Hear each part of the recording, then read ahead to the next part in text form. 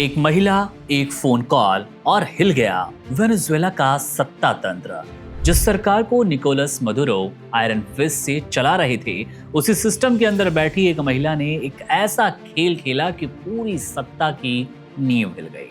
आज हम आपको बताएंगे उस रहस्यमयी महिला जासूस की कहानी, जिसके बारे में अंतर्राष्ट्रीय मीडिया रिपोर्ट्स दावा कर रही है कि ये वही थी जिन्होंने अमेरिकी खुफिया एजेंसी CIA की सबसे खामोश लेकिन सबसे असरदार चाल चली। ये कहानी है वेनेजुएला के सत्ता के बिल्कुल करीब, उसके पावर सेंटर से शुरू होती हुई। मीडिया रिपोर्ट्स के मुताबिक ये महिला कोई बाहर से नहीं आई थी, कोई बाहरी एजेंट भी नहीं थी और न ही उसके पास कोई घातक हथियार या फर्जी पहचान थी। वो वेनेजुएला के सरकारी तंत्र का एक ऐसा अभिन्न हिस्सा थी, ऐसी जगह पर तैनात थी जहां से निकोलस मदुरो के मूवमेंट्स, उनकी गुप्त मीटिंग्स और सुरक्षा से जुड़ी बेहद गोपनीय जानकारियां आसानी से हासिल हो सकती थी। CIA को किसी बड़े हमले की नहीं बल्कि सिर्फ सटीक जानकारी की जरूरत थी। मदुरो कहाँ जाते हैं, किस वक्त निकलते हैं, किन गुप्त रास्तों का इस्तेमाल करते हैं और किन लोगों से मिलते हैं, यही वो जानकारी थी जिसे ये महिला धीरे धीरे बाहर भेजती रही।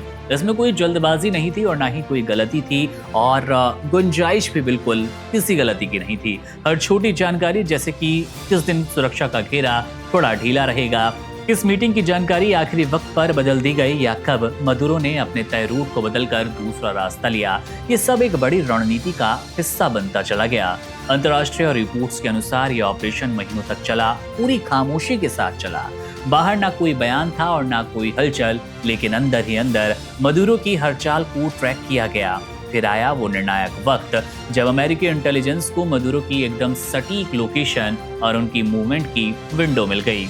यही वो पल माना गया जिसने सत्ता के पूरे खेल को पलट कर रख दिया। ये महिला कोई टीवी डिबेट में दिखने वाला चेहरा नहीं थी और ना ही उसने कोई नारा लगाया या झंडा उठाया हो। उसका एकमात्र हथियार था जानकारी, और खुफिया दुनिया में जानकारी को ही सबसे घातक हथियार माना जाता है। मीडिया रिपोर्ट्स में दावा किया गया कि इस महिला के दिए गए इनपुट के आधार पर आगे की बड़ी कार्रवाई को अंतिम मंजूरी मिली और यहीं से निकोलस मदुरो की सत्ता पर संकट के बादल गहराते गए।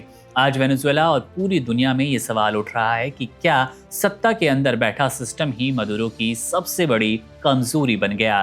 क्या उन्हें कभी ये अंदेशा नहीं हुआ कि असली खतरा बाहर नहीं बल्कि उनके अपने ही सिस्टम के अंदर बैठा है, छिपा है और उन्हें दीमक की तरह कुरेदना शुरू कर दिया? और सबसे बड़ा सवाल ये कि क्या एक महिला ने अकेले ही वेनेजुएला की दिशा बदल दी? आज वेनेजुएला जिस मोड़ पर खड़ा है वो सिर्फ सड़कों पर उतरे विरोध की कहानी नहीं बल्कि एक कहानी है अदृश्य महिला की, जिसने बिना एक भी गोली चलाए एक पूरी सरकार को हिला कर रख दिया। खुफिया एजेंसियों की दुनिया में अक्सर कहा जाता है कि जंग हथियारों से नहीं बल्कि जानकारी से जीत ली जाती है।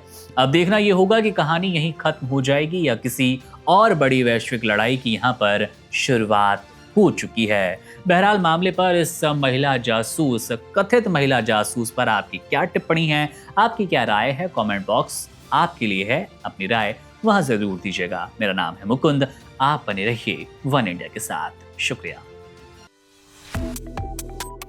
Subscribe to One India and never miss an update. Download the One India app now.